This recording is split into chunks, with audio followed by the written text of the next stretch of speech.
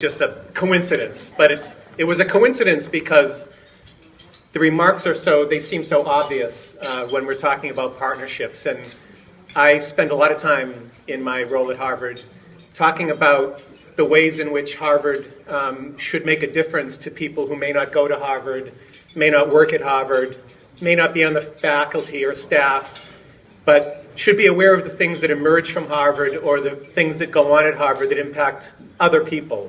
And I wanted to mention a few of those things. I want to talk a little bit about some of the projects that Harvard has going on that hopefully a lot of jobs will be created for the folks that work with you guys.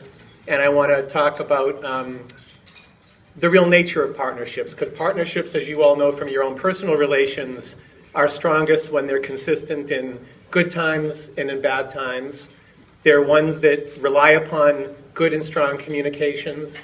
And they're ones that actually need to be reinforced by acknowledging each other on a regular basis. And it's really the reason why I'm pleased that you honor me by offering me a few minutes of your time to come and remind Harvard of the importance of this relationship with the trades and the importance about the joint communication that has to go back and forth. Harvard is an institution, of course, that builds its brand on excellence. It leads in the education world because of the high quality and skill of its students and faculty and staff. But when I talk about the excellence, and when I talked about it, Frank, at that breakfast, I certainly was talking about faculty, staff, but I also was talking about the excellence of tradesmen, the men and women who actually build, design, construct the physical space within which all that work happens at Harvard. You know, we learn more and more over time that the way the space is built, the way space is welcoming, the way it encourages people to get together and share ideas is when invention and ideas emerge. And at Harvard, we know that a lot of times they result in our own expansion, but a lot of those inventions result in other companies being formed and hopefully other jobs that you're going to be working on that you may not even know Harvard had a role in. We just had a pretty impressive week at Harvard that tells us a lot about sort of the past and the future. We, in 1 week, had a ribbon cutting for Tata Hall, which is a very prominent building right on Storrow Drive that is a spectacular new structure that basically I think represents a consistency of the partnership that we have, because really in the teeth of the economic downturn, a donor at Harvard stood up, put money on the table to help the business school go forward with a development that was important to them. And we went to the permitting boards, we went through the community process, we went to the BRA board. Many of you went and supported us there at a time when there wasn't a lot on the agenda. And I know that those jobs were precious. That job was ongoing, and we had the ribbon cutting on that this past week, and to great excitement on campus. And thank all of you whose tradesmen built such a beautiful and spectacular building. Tomorrow, we're going to be all participating in a groundbreaking at the Samuels Project in Barry's Corner, which is a new 325-unit development with 40,000 square feet of retail space, which is going to be the next building that we're moving forward on. At the same time, we convened a breakfast at Harvard that kind of shows how this partnership has a lot of components. We pulled together some of the major donors that through their philanthropy support Harvard, and we wanted them to be aware of some of the exciting things that this Samuels building kicks off in Allston, which is really a decade of construction. And bringing those donors around the table to let them know about the quality of the projects that are going forward, it will hopefully entice them to put their money on the table and make a reality what some of you have been watching us create over the course of the last year or two that's going to create jobs going forward. In October, we went before the BRA board for the culmination of a 2-year process that resulted in the approval of a brand new institutional master plan for Allston for Harvard. There are 9 projects and about 2.5 million square feet of renovations and new development that we plan to move forward in a very small, tight area in Allston over the course of the next 10 years.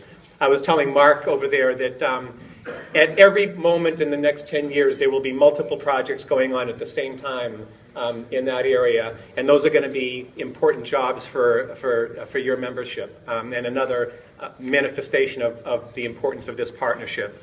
And And I think that the donors who looked at that plan realized that, that this is not only an exciting opportunity for the jobs that it creates, for the work that's going to be done at Harvard, but it's going to transform a community, and we're all going to be a part of that. These are things that they're really possible because of inspired vision, and it's because that vision combines quality people, quality workmanship, and has the promise of the excellent kind of students and research that's going to take place in those buildings. And those are some of the new things that we're doing.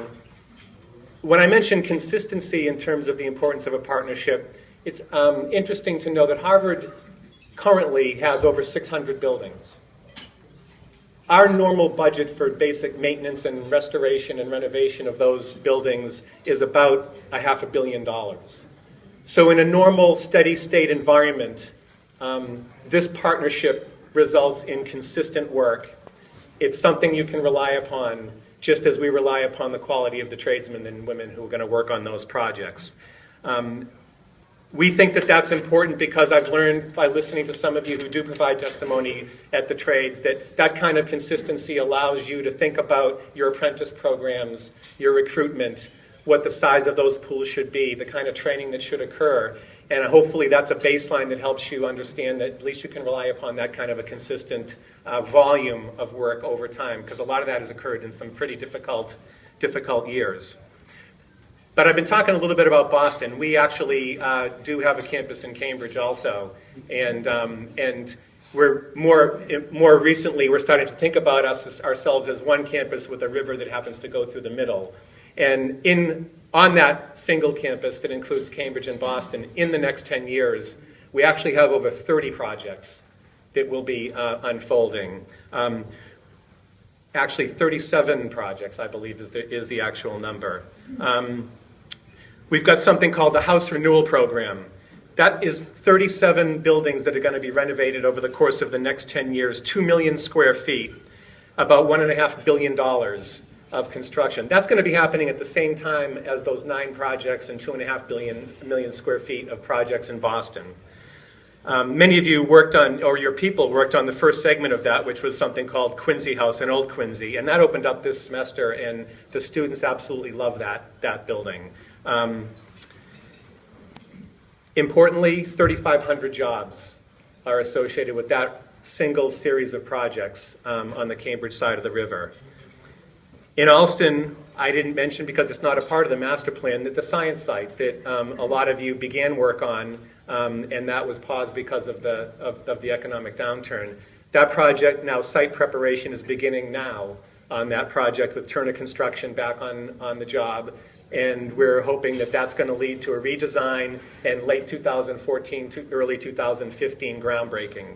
So what we're talking about is a physical program at Harvard that has a presence and it has a future that is really bright and is going to be something that we're going to all be working together on for at least the next decade, and that's only a down payment on what's to come after that. But we, as a ecosystem of innovation that we're all a part of, need to remind ourselves that there is a larger piece to this. Harvard is a part of a hospital community, a financial community, a trades community that is dedicated to taking the inventions and knowledge that comes out of our labs and making it come forth to the community. And that often results in new development. In the last 2 years, there's been over $1.5 billion in venture capital investment that has come in to support 54 companies in the biotech sector in Massachusetts. And we assumed that we had a really high penetration of involvement with those companies, whether it was technology that came out of our labs or the CEO being somebody out of the Harvard Business School or the chief scientific officer being somebody who was a Harvard-trained MD. And we researched it, and we went through every single 54 of those projects, and we found out that 93% of them had very high-level Harvard involvement. We know that all those companies are not going to be successful, but we know that some of them will be the next Vertex. You know, and Vertex actually was a company that also came out of Harvard. It was actually called Veritas when it first was created, and Josh Boger is a Harvard alumni. And hopefully those are going to provide, in the next decade and beyond, a desire and a thirst for space that's going to require new buildings, and that you're going to be working on those projects. And when I have our next labor appreciation breakfast, I'm going to try to remind you that it's not simply the Harvard projects that we're partners on, but we're actually a part of those projects as well, because we're all a part of an ecosystem in Massachusetts that creates an economy that really is the envy of every other city around this country and around the world, because it's based on innovation. It reinvents itself constantly, just like you reinvent yourself through the kind of training programs and partnerships and recruitment that Mary was just talking about. So it's a pleasure to come here. It's a pleasure to remind ourselves of the importance of the partnership. I always look for the opportunities to remind us how sometimes Harvard's involvement is broader than simply the corners of our campus, and I'm glad to have that opportunity to express that to you. And I also want to pick up on something that was mentioned earlier, and I want to say that we all are respectful and admire that in every season, in every temperature, in every weather condition, your members are out there and you're working in tough conditions at the highest levels. You're working underground, you're working at dizzying heights, you're working in tight spaces, you're working with heavy equipment. Sometimes it's dangerous, and we're reminded of that today. And we reminded of it in the papers when we read about some of the tragedies recently. And I want to say that all of us hope that when we go forward with all of these projects, that every one of them is a safe project, and that we finish every ribbon cutting with a high safety record, no casualties, no injuries, and that we're committed to work with you to make that a reality. So thank you so much.